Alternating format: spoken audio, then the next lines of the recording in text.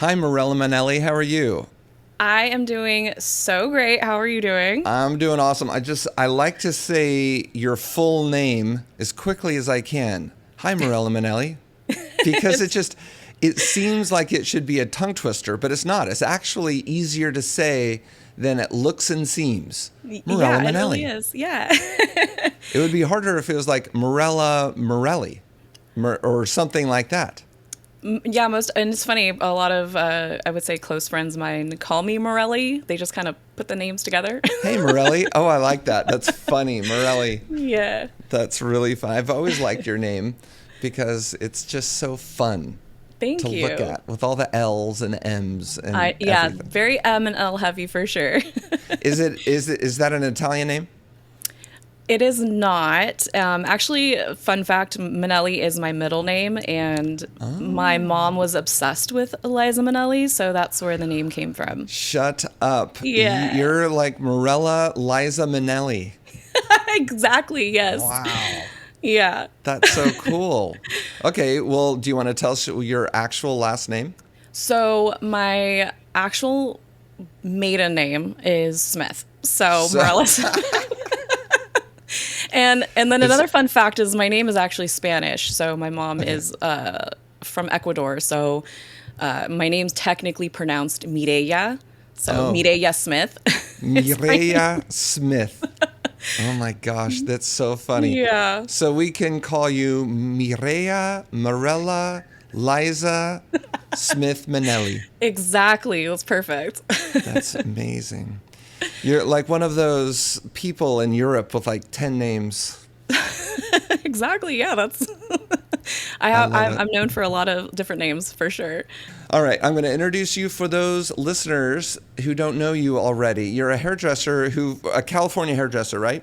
Yes, Southern You're in Orange California. County, is that right? Yes, Orange County. Orange County hairdresser who focuses on color and education, helping hairstylists simplify their skills and businesses through your Hairbnb podcast and university. Yes. And I love the name Hairbnb. Yeah, so Hairbnb stands for Hair, Beauty, and Business, and the university actually has not launched yet. So I'm surprised that you got that info right now because it's in work in progress, and I'm really excited about it. So It took a lot of effort by going to your Instagram and looking at your profile. It was very hidden right there on your profile, yeah, university. Okay, so not launched yet, but we're going to talk about it. But I was telling Morelli, before we started the episode here, that I like interviewing fellow podcasters because it's just kind of this little corner of the universe, and there's a few of us that populate it. But we'll talk about all that kind of stuff. Let's start with where you're from originally and how you got into this business in the first place. yeah. So I'm California native. I am OG California. I'm actually from Downey, California, which is a suburb of Los Angeles, and I kind of got into this industry by accident. I always started out that way. It was a complete fluke. I was in high school, went through an ROP program, and just kind of accidentally fell in love with cosmetology and, you know, went to college for 2 years, ended up dropping out through I would say the inspiration from my father, because there's kind of like a deep story to that. But nonetheless, he was just like, what are you doing in college? Like, do you love it? Like, you're spending more and more time in the salon. You're making great money at 18, 19 years old. Like, what are you doing? And I was just like, you know what? I don't know what I'm doing. I know that I love doing hair. I love being in the salon, and I love making money, and I want to keep doing that, but I also know that I have this obligation as a first generation American to go to college and, pursue this American dream that a lot of people come here for and, kind of make your family proud. And so there was a lot of struggle with that. So ended up Well, hold, dropping out. And well, hold on. Who in your family were you going to make proud? Because your father seemed like he didn't think that made a lot of sense to go to college. yeah, so my dad's also, first generation American, but so that's something we do share. But he Where is from? Well, oh God, that's another deep story, but you know We like deep stories. that's my German and Jewish side. So my dad's a Okay. German Jew, which we didn't know he was Jewish until like literally 10 years ago. Oh my God. Through what is it? 23andMe? Yeah, like through ancestry. So my aunt Okay. actually, before she passed, she went deep diving to find out more about my grandmother because all we knew is she was adopted out Wow. of this orphanage, and we had no idea. But lo and behold, she married a German man, and she actually knew she was Jewish. So she kept this Jewish secret, like secret. She took it to the grave, literally. And because during Wow. that time of the 50s, 40s, and Yeah. 50s, or not even 50s, it was 40s. So during the 30s and 40s, you Germans and Jews did not get married. So that was the secret. Right. So Wow. yeah, but So cool. yeah, he's an entrepreneur at heart. He's owned different businesses, and he's always had this passion for you need to own your own business. And my mom coming from a very poor country to this country at 9 years old, her way out was of poverty was you need to go to school and you need to get a degree and you need to Sure. have this piece of paper that's gonna help you excel in life. So Classic immigrant thinking, and yeah. I don't mean to demean it, but I think it's accurate. Hmm. Yeah, most definitely. And nobody in my family has a college degree. So I was kind of like, I'm the baby of the family. I was like their last hope. And, Funny. but, I think I'm doing pretty well. So without the degree. So Very interesting. Okay, so your father was like, you're doing well in the salon. Why are you going to school? yeah, he was like, what are you doing in school? And I was like, I don't know. And he was like, don't tell your mother I'm telling you this, but if you really love what you're doing, you should do more of that and become the best at it. Learn everything that you can about what you're doing, and the money will come.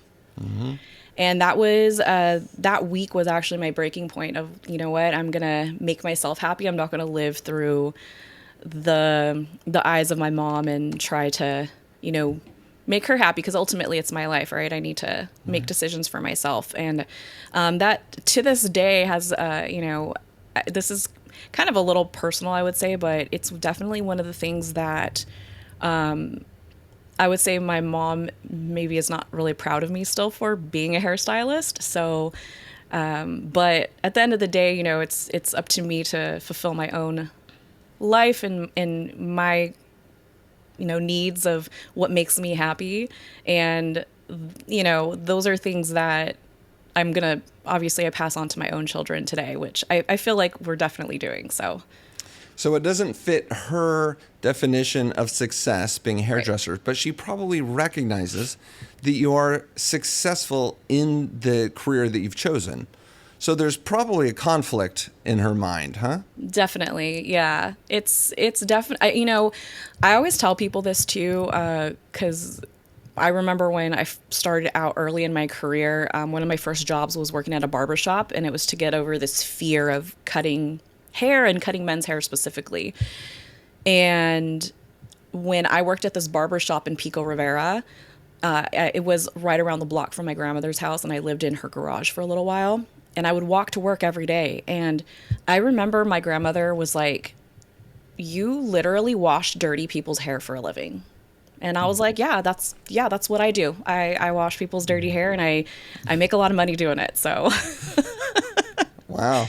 yeah. So it's always been a very uphill battle from my family for sure. It's, being a hairdresser on my Latin side is a very kind of like a demeaning, position to have. So, and that's something that I still struggle with today. And it's just kind of like, I don't talk about it, with family anymore. So Right. it is what it is. I definitely think my dad's proud of me. So And there's a lot to be said for that. yeah. That offsets some of that other insecurity.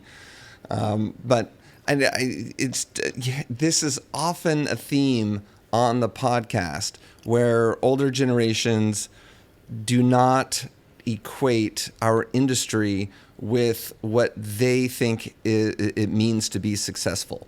Correct. And so often we have people who are successful, they're doing well, they're making good money, they're buying homes, they're building not only a career, but they're building wealth over time, and they have an insecurity about it. And it just bites, but that's the way it is. And in that struggle, maybe in some cases, and you can tell me whether this is the case for you or not, but there's that little bit of insecurity that drives you a little bit more. Oh, most definitely. I definitely have to say,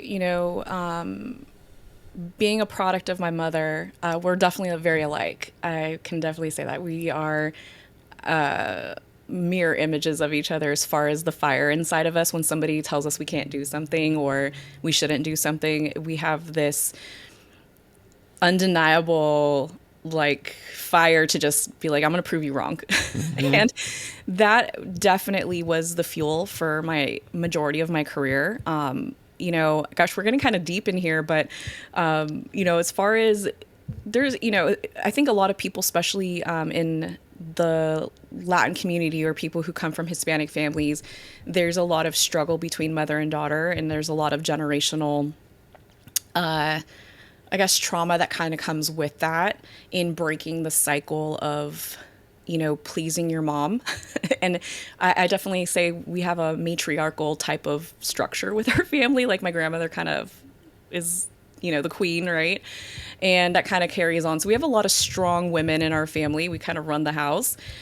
And yeah, I think, overall, that was a driver for me because early on when I decided to leave my house, that's another issue too. I left my house when I was about 20 years old. And one of the last conversations I had with her was, one day you're going to need me. And that definitely stuck with me. And to this day, since 20, I've never needed her. So wow. Yeah. That's heavy. Yeah. So she said to you, one day you're going to need me. Yeah. You'll never have the things I have. And one day you're going to need me. So.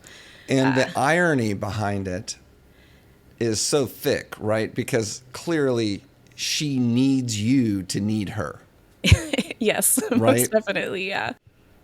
Every milestone I've achieved, I will reflect back on it.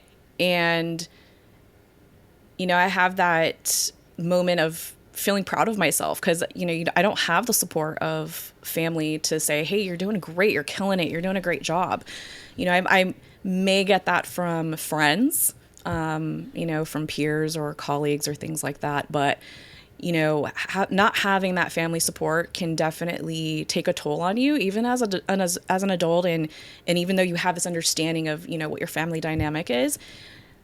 So a lot of times when I do have these huge accomplishments, some people might say I celebrate in a lot of arrogance, but I feel like I've earned that in so many ways because I did it completely on my own. Right. Mm-hmm. And, I've definitely had the support of my husband and my kids, and that's the family that I've built for my circle that I've built for myself. Mm-hmm. And, it's something I can be proud of, Absolutely. And I got to give myself my own pats on the back sometimes. 100%. That's called self-worth. Yes. And it is best derived from yourself. It's not as good if you feel like you have to get it from those around you. Yes. It's nice. Yeah, it's great if you feel like you can get a sense of self-worth from the admiration or the whatever of others, mm-hmm. How others treat you. But it's much better if you develop the ability to generate that yourself. Yeah. And when my wife and I were having kids, we went to a family therapist, and in the effort to do it right, in air quotes for the listeners, in order to raise... You got some balloons. Okay, balloons just went up all around me on the screen, not in reality, but on the screen because I did air quotes. Okay. Anyway, also, by the way, if you do a thumbs up, mm-hmm. you get a little thumbs up picture on the screen. And this is the part where the listeners are like, okay, Eric's talking about the thumbs up again. And we're like listening in the car. It's not very entertaining for us. But so the family therapist really encouraged us to, instead of creating an environment where your child is constantly seeking your how you being proud in them of them, creating an environment where they seek their own sense of pride. So when they do well in school, for example, aren't you proud of yourself versus I'm so proud of you. What's more important is them being proud of themselves. And that's just what you explained right there. Yeah, it makes happy people. It makes happy people who feel that sense of self-worth, and that's emotional health. Yes, and I think the bottom line, or the thing I've learned from this, is that I have lived a majority of my life not seeking the validation of others. There you go. And if I can navigate through life without the validation of my mother, from my family, that does make you a lot stronger, and it makes you, again, live your life to the fullest of what makes your soul truly happy. Because at the end of the day, that's what we should be living for. I read something recently. It talked about how we should, instead of seeking happiness, we should seek satisfaction, because happiness is, I guess, a temporary emotion, and satisfaction is something that is more, it lasts much longer and is a more stable sort of sense in ourselves. And I thought that was very true. And so what you just described, kind of that, how do you reach a level of satisfaction in your life that causes you to be healthier emotionally. And this is kind of it. So we've gone deep into the psychology of Mirella Mirelli, and I love it. It's great. I mean, in this industry, we deal with this a lot. We deal with the insecurity a lot, and we shouldn't have to do that. So we just kind of boiled it down, and I appreciate all that. Okay, so let's go back to your story. So you started early in the salon. You did hair school. You got out. Did you go straight into a barber shop, or did you go back to the salon?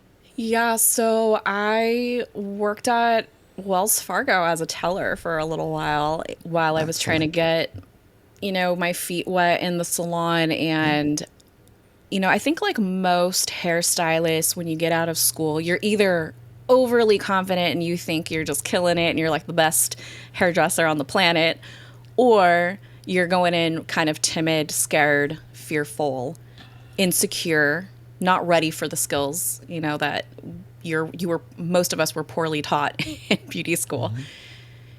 And I was definitely that. I was very fearful of a lot of things. I was fearful of styling. I was fearful of cutting hair. For some reason, I felt confident in the color.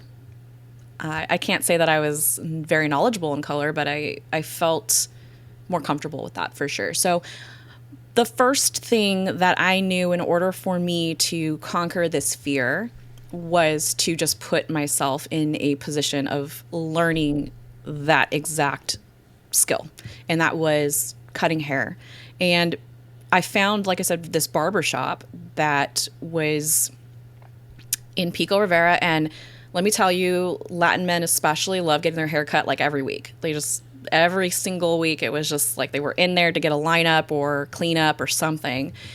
And it was the perfect opportunity for me because I found this woman who owned that barbershop who kind of took me under her wing. She showed me how to do all these 000 fades and, flat tops, like you name it. I did a lot of barbering. And I don't know if it was, I thought for a moment I might get into that, but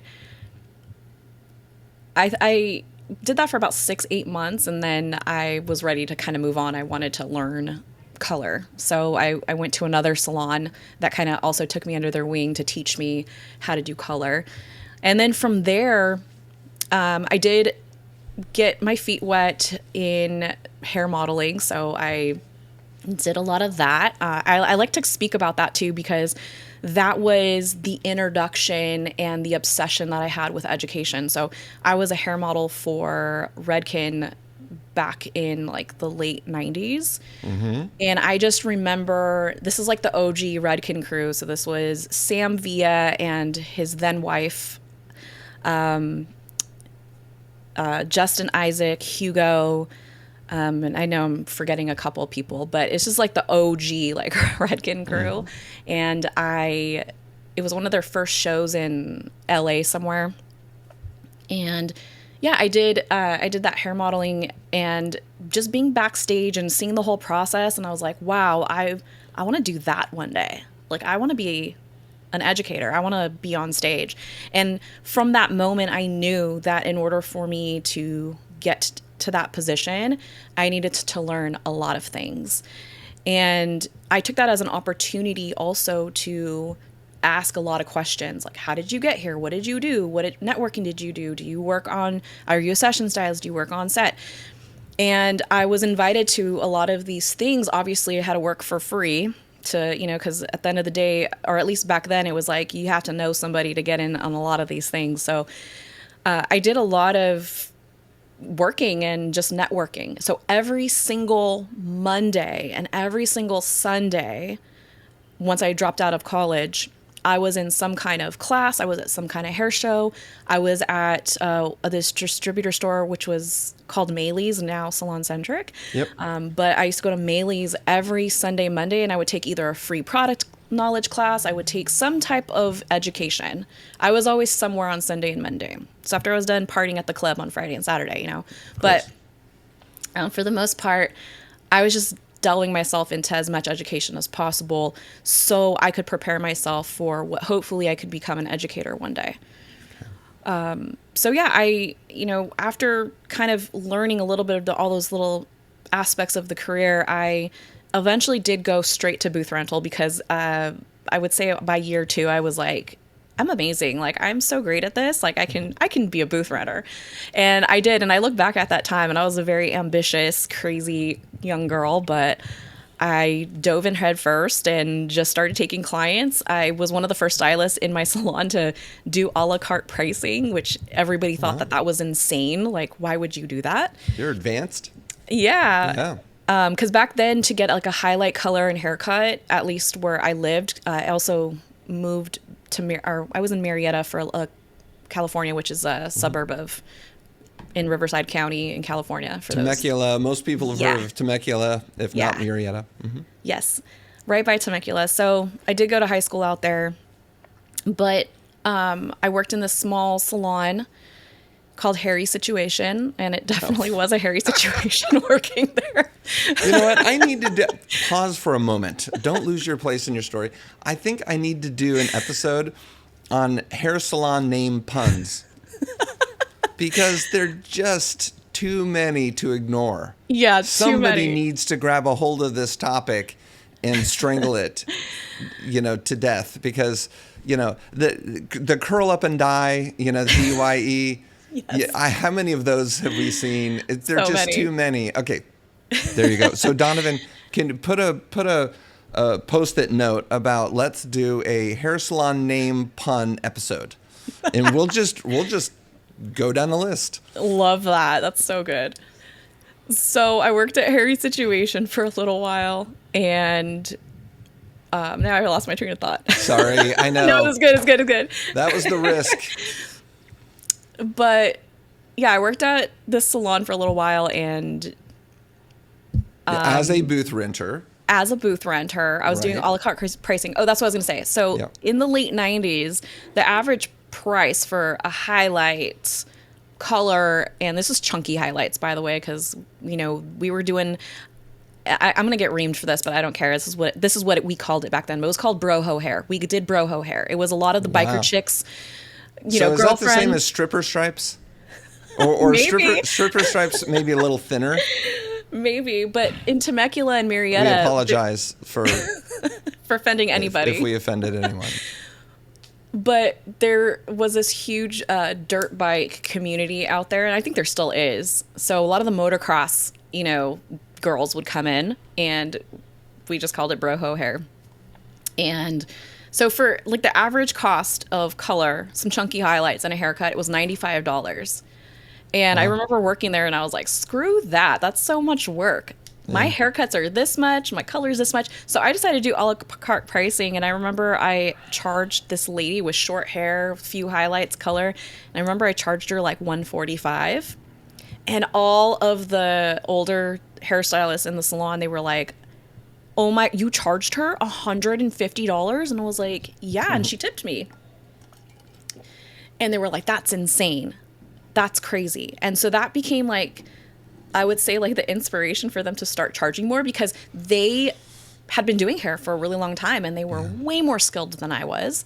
And who am I to be this young hairdresser charging? How dare you? Yeah, how dare I? And what's funny is like, how dare you what? How dare you overcharge the client? How dare you upstage the more tenured hairstylist? How dare you what? And this is such an interesting topic because we've all seen it in our industry. Yes. I've interviewed people. I found it very interesting, and at the risk of getting off topic, please try to remember your place in the story. I will too. But I interviewed a European hairdresser who was like, yeah, in my modest little village in Ireland, you can't, if you charge more than X number of euros for a haircut, people think that you are super egotistical and it's frowned upon. Mm-hmm. Well, how are people supposed to make a living, if we continue to put these fantasy constraints on ourselves? I think this kind of goes back to the validation piece. You want the acceptance and the validation from others around you, so it keeps people in boxes. You have to make decisions that are best for you as an individual. This is why I did a podcast episode a while ago about a salon walkout I had in my salon, but it baffles me to this day because I've experienced lots of salon walkouts throughout my career, being a hairstylist in many different salons. And the number one thing that happens from a salon walkout is because one person feels like they need to make a change and leave. So all of them make the decision together because we're friends and we're besties and we got to go work together. And it just baffles me that people make decisions like that instead of making it for themselves as an individual. So yeah, absolutely. And that comes from all that stuff that we talked about, which we're not going to start talking about again. Listeners, if you want to hear about it again, just rewind. Yes. Okay, Yes. So here we are. We're back to your story. Yeah, hairy situation. Yeah. 9/11 happens. Long story short, I was supposed to go to the Redken Symposium. Hold on. I want to go back really quick.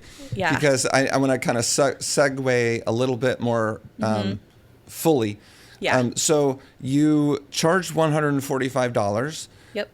And the hairstylists around you who were a little bit more tenured, they were charging $95. Yes. And they looked at you and they're like, who is she to charge $145? You said that they were inspired to charge more. Yes. So maybe some of them were like, who is she that she shouldn't be doing that? And then there were like one or two who were like, who is she? She shouldn't be doing that, but I'm also going to raise my price. Is that how it went down? I don't, honestly, I can't really remember. This is so long ago because this is still over 20 years ago.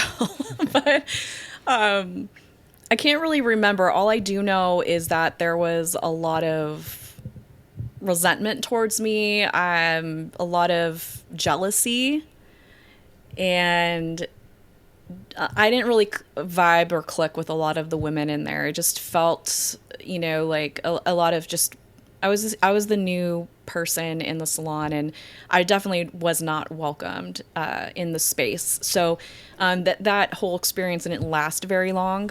It definitely was a toxic environment, I would say, to say the least. Mm-hmm. But I would say that some of them charged a little bit more because they did feel like, well, if she can do it, I can do it too. Mm-hmm. And I did get a lot of pushback constantly of like, like basically your work's not worth this dollar amount.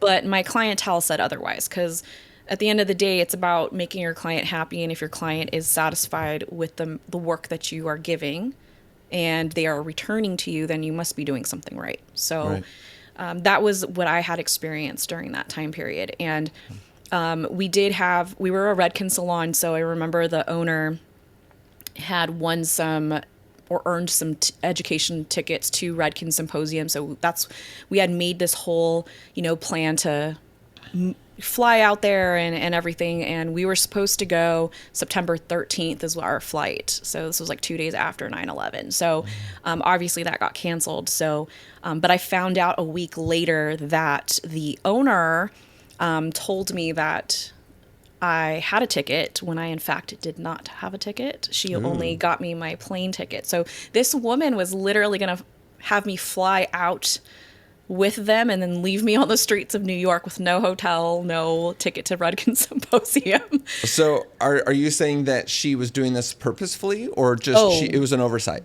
1000%. Yes. And this was like a whole, that's how toxic this salon was. It was, they, instead of just saying, hey, we don't want you working here anymore, it was, hey, come on the street. We are going to create an environment so uncomfortable for Mirella that she's going to want to leave. Yeah, it was so one of the most nastiest things I had ever experienced. And, shortly after that, obviously I packed up my stuff and left. And I don't know, I think, like most 20-year-olds or just you're in your 20s, you're just trying to figure out life and figure out what you want to do. Even though I had a good feeling about what I was doing career-wise, I was just trying to find myself and find where I was going to plant my feet. It was indeed a hairy situation. Most definitely, yes. So I kind of took a little pause in my career, and that, well, not really. It was, I was dealing with a lot of issues with, home, my parents, my mom, a lot of pushback, what I was doing, working and not making her proud. So I decided at one point, I was like, I'm going to live my life for myself. I'm just so tired of people trying to tell me that I can't do this and I can't do that. And I just, I was about to turn 21 and I just felt like I wasn't living as an adult.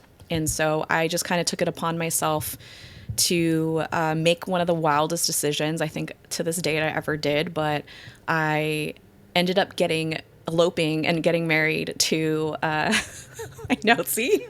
Well, my eyes just went nuts. The listeners can't see. I was expecting lots of other things, but not that one. Okay. Yeah. Oh, the story gets a little crazier. So I got married to my husband, which we're still married to this day. Oh, that's good. But he was enlisted in the Army, in the U.S. Army, and he lived in Alaska at the time. And we always liked each other. We definitely had a very strong friendship. We never officially dated, but we had a very strong friendship and throughout high school.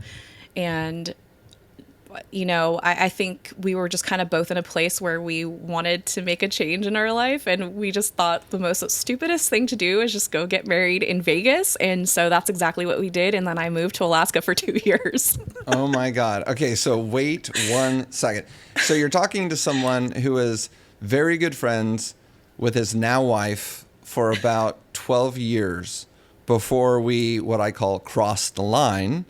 But we did date for about a year before we got married. So are you saying you crossed the line? You simply jumped over the line from just friends to getting married. Boom.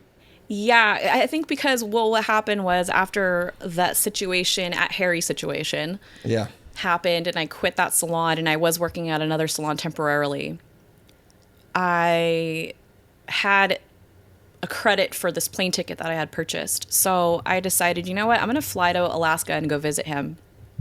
So I flew to Alaska in October, and it was the most emptiest plane I've ever been on. It was 5 people, because keep in mind, this is after 9/11, so no one's flying right now. Yeah. But I flew to Alaska. I stayed there for about almost a week or so. And that was just for me to figure out if, we could be together or and needless to say, it was a very memorable week. And we just felt like we couldn't be away from each other. So that cool. December, we got married. So cool. Yeah. And then I moved to Alaska in the dead of winter. So we lived there for 2 years and then made our way back to California. Wow. So while I was in Alaska, that was actually a pivotal point because, when you are licensed in a state, your license doesn't carry over to another state. And Alaska is one of the states that has the highest, I don't know how it is now, but back then it had the highest amount of required hours to do in school. And that seems stupid, but okay. I know, because there's like 5 people that live there. Everyone's wearing hats anyway because it's so cold. Yeah, and beauty is not like a big concern in Alaska. Right. There's more men per capita than women, so. Oh. But yeah, I took that as an opportunity. I'm like, okay, what can I do with this license? What can I do now that I'm living here? And the only place you can work with your license is on base hair salon or barbershop. So they had a hair salon and a barbershop. I decided to work at the salon. And then an opportunity arose that I was able to become a manager of the salon. And keep in mind, there's just me and one other stylist, right? Yeah, that's big time. Yeah. So, but I was looking at it as an opportunity as, you know what, when I go back to California, I'm going to have this manager title to put on my resume. Sure. And of course, you're going to be so quick with those buzz cuts. Oh, most definitely. Yeah, we did nothing but buzz cuts. We did a lot of women's hair. Women who there was a lot of New Yorkers, surprisingly, that got stationed in Alaska. So, we had this little small community of women that did like getting their hair done. They loved color. And I think there was this little bit of like obsession fantasy of like, oh, you're from California. Like, you must know what you're doing. So, it kind of was a win-win for all of us. But yeah, we flew back. He got stationed in we try to get stationed in California so we could kind of integrate ourselves back into civilian life. And oh my God, I don't even like telling people this, but we lived in Barstow for a little while. Why not? I mean, because everybody knows it as the place where they stop for In-N-Out burgers on the way to Vegas? Yes. So for those listeners who are not on the West Coast, because all West Coasters know that Barstow serves one purpose to the world, and that is to get off the freeway as you're going to Vegas and get yourself an In-N-Out burger before getting back on the freeway and finishing the trip to Vegas. Yes, it is the potty break gas station stop. More urine is dispensed in Barstow than any other place per capita. Most definitely. So yeah, we lived there for a little while. And actually, fun fact, Del Taco is the home. That's where the first Del Taco was made, and it was in Barstow. It's from Barstow. Kidding? Yeah. Well, that's even sadder. So no wonder I'd never heard that before, because nobody ever wants to brag about that. I know, right? It is definitely a shameful time in my life to live in Barstow. No shame to people who are from Barstow and love living there, but it just was not for me. It's literally the middle of the desert. It's the Mojave Desert, you guys. It is literally the middle of the desert. It gets just blazing hot. Okay, so and there's a national training center there. That's why we were stationed there. So that's where all of the military, all the branches, do all of their desert training. So, going back to that time period, Afghanistan, there was lots of soldiers stationed there. So that's kind of cool. I didn't know that. Okay. Yeah. So lived in Barstow. Again, I was able to get this management position for this small beauty supply place. And I'm like, cool, again, did that for 2 years. And then it was time to get out of the military and integrate ourselves back into civilian life. So that's where we ended up settling in Orange County. So we just had some friends here that were able to help me with my new baby.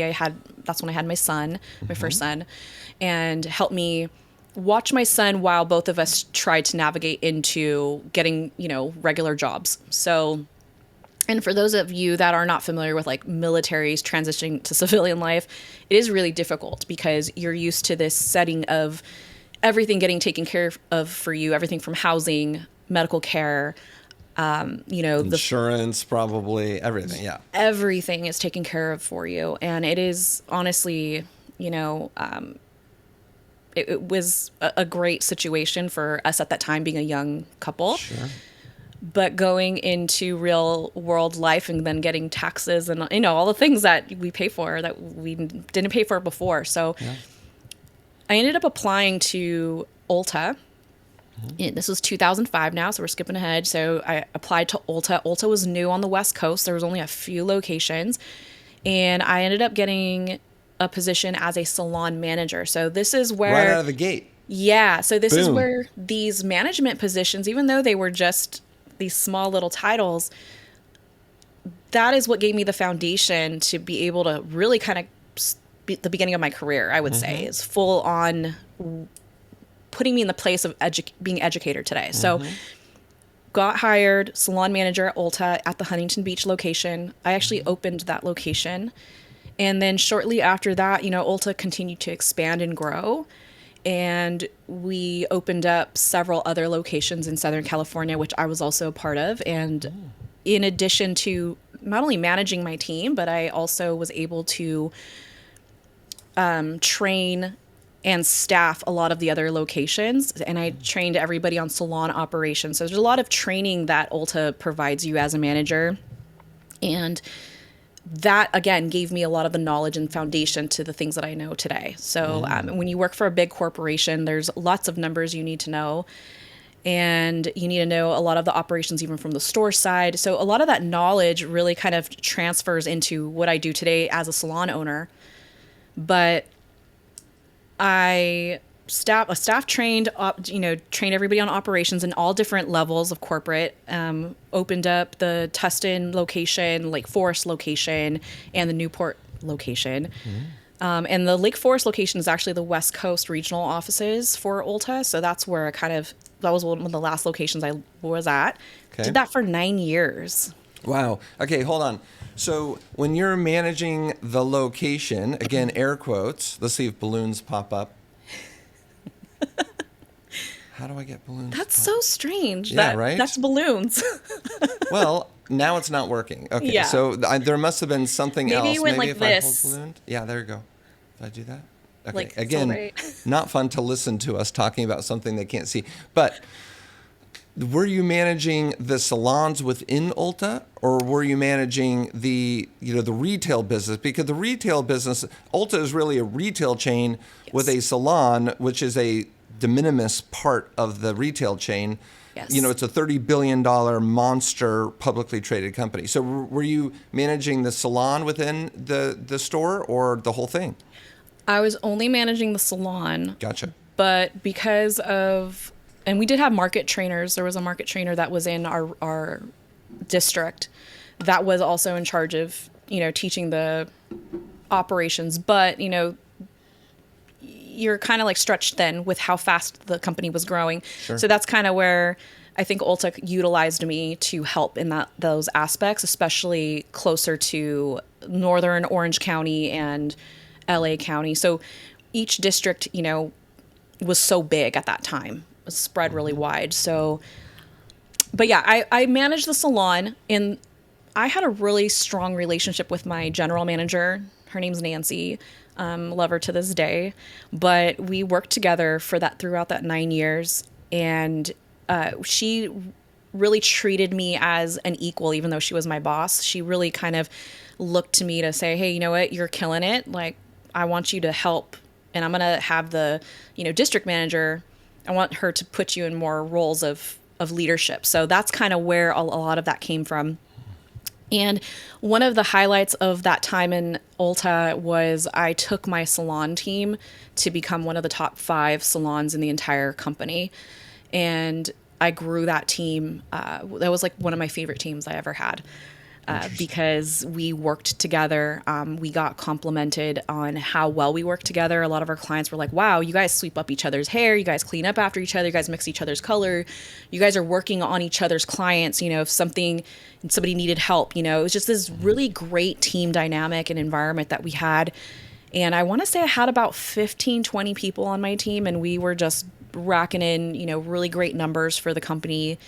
And that was kind of like the moment where I was like, dang, I am doing a really good freaking job. Like, I'm I can proud of myself. Yeah. And I was like, I can maybe do this on my own. Like, I could probably own my own salon. Right. And I can take a lot of this knowledge. So during that time period, I just was trying to absorb as much as I could. But I knew that the next step from there, because again, I wanted to be an educator, going back to that very, very beginning, I was like, I need to figure out how to get into this space. And so I applied to so many positions. I applied to L'Oreal. I applied to a lot of small brands. I can't tell you how many times that I was trying to get in with Redken, and I was like, cannot tell you. I applied 20 times at least. And I think I felt a strong connection with Redken because I even did this Redken certification. I was really passionate. I knew everything about Redken. I still know everything about Redken today. So Redken, if you're listening, but I'm just kidding.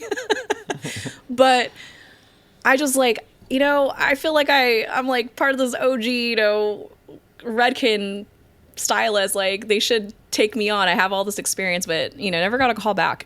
And so there was another brand that kind of caught my eye that was new to the color space, and that was Kenra.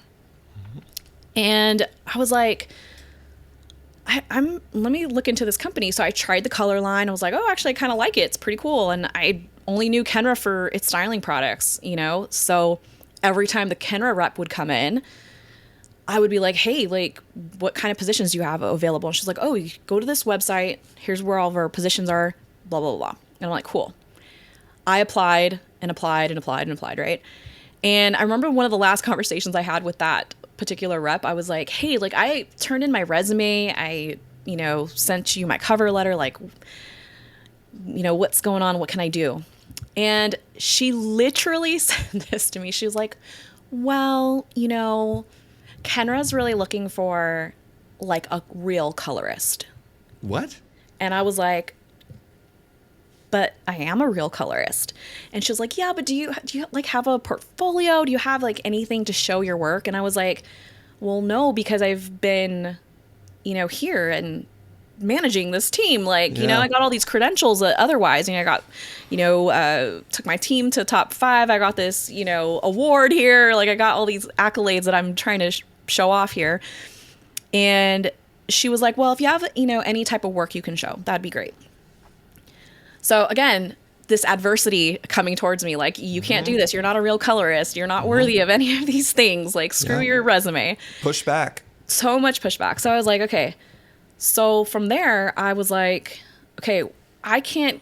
Instagram wasn't a thing, by the way. This is like 2000, I don't know, 10 or something. 2012. Maybe Instagram was a thing. I just didn't know about it. So nowhere to show your work. So I was like, you know what? I'm going to make my own photo shoot.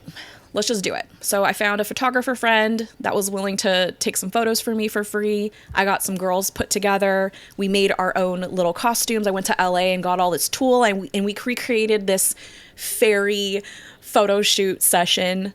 And we did their hair color, did their makeup, and just got a bunch of hairdressers together, and we did this photo shoot. And I've all of a sudden have this work of color, styling, all these things.